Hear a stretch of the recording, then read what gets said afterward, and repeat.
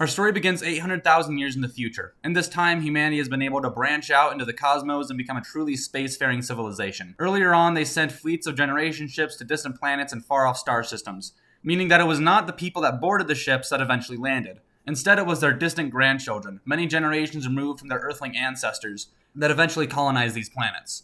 Because of this, the colonists felt no strong attachment to the Earthlings and didn't feel the need to let them know how things were going. And so it was nearly impossible for those back home to know how many of these missions were successful, and for how long. It was estimated, however, that around 25% of all humans lived outside of the solar system, the rest mostly being spread between the 3 permanent residents for humans inside of the solar system, those being Earth, Mars, and the moons of Jupiter.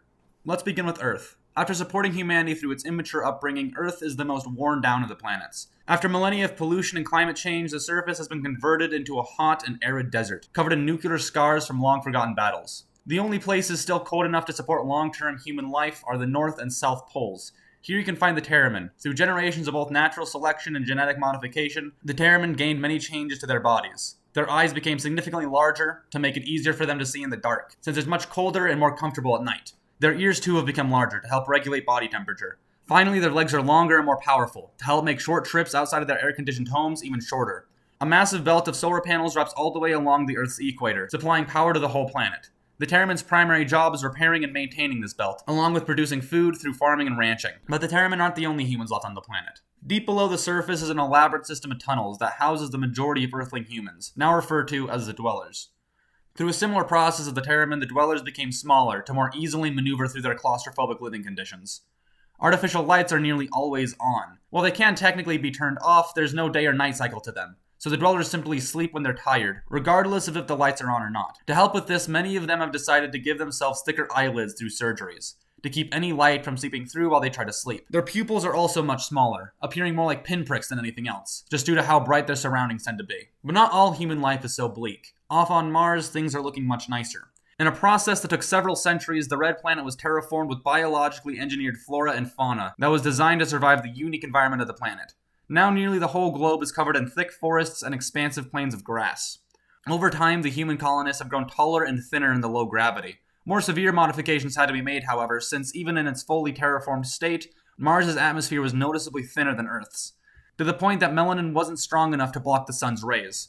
Instead, the Martians began to pigment their skin with keratin, giving them a dark orange complexion. Some of the Martians, however, had a better idea. They engineered themselves to produce photosynthetic structures in their skin, turning the harsh and beating sun into a positive thing. A side effect of this was that it also made their skin a bright green color. Once they did this, they began wearing clothes that revealed more skin, since more skin being affected by the sun meant more photosynthesis. Viewing Earth as a cautionary tale and relying too heavily on technology, the Martians tried to limit their industrialization. Obviously, they still use technology, just not as much. The vast majority of citizens don't own personal vehicles, even if they could afford them, instead relying on public transportation to get around. They're able to do this because of the significant time, money, and effort local governments have put into making public transit as effective and affordable as possible. Even if a citizen doesn't use trains or trolleys to get around, they'd be more likely to ride on horseback than use a car, since most cities don't have traditional roads. The planet's lower gravity and the Martians' photosynthetic skin often made physical labor feel almost effortless, to the point that many white-collar workers would still have weekend jobs in construction or as a ranch hand just as a hobby. But there was also a darker side to the Martians. The Martians saw themselves and the other human subspecies around them and realized that now they resembled the original Homo sapiens more than even the Earthlings did. Because of this, a group of radical pseudoscientists in the Martian community proclaimed that they were the true descendants of ancient humans and were more closely related to them than any of the other subspecies. Unfortunately, this became a very popular idea on the planet. Finally, there were the moons of Jupiter. Unlike the other 2 planets, which were either hot or at least warm, the moon's winters were long, dark, cold, and frequent. To combat this, the Jupiterians modified themselves to have large eyes and thick hides of blubber and fur, to make navigating through their often cold and dark surroundings easier. At first, these brutal winters led to a rampant increase of seasonal depression, isolation, and suicide. To correct this, the moons developed something of a nightlife, with bright neon signs that gave off vitamin D-rich light, inviting you to public parties and gatherings at any hour. And by using technology similar to the Martians' photosynthetic skin, the Jupiterians began to change their own pigment, not for any practical purpose, rather just as a way of self-expression. With Earth struggling just to stay afloat, and Mars being frugal with its industrialization, that left the moons to be the forerunner in scientific progress, which they did with outstanding results. They pushed forward with their space programs, and eventually were able to design a sort of artificial gravity for space stations. by using large structures that spun fast enough to mimic the forces of gravity. They were also having their fair share of success with their intelligence programs. A few hundred years ago, back on Earth, a biologist called Nemo-ramjet developed a way to modify cuttlefish to have human-like intelligence.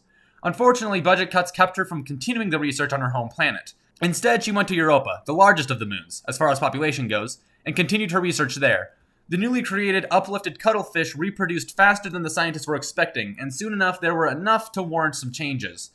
The cuttlefish were given basic human rights. The scientists eventually designed terrestrial bodies for them as well, so they wouldn't be restrained to the water. This new group of intelligent, land-dwelling cuttlefish was referred to by most as the Cuttlemen, but racists simply called them fish people. The Cuttlemen were faced with very little discrimination on the moons themselves, but when the Martians and Earthlings heard about it, they mocked the Jupitorans for giving their science experiments the right to vote. So while they did have their issues, for the most part, the people of the solar system were doing fine. There had been close to no wars in recent memory, and what few wars did occur often had tens of thousands of years to separate them. They would continue to live in this relative peace until one day, when they discovered some very troubling news.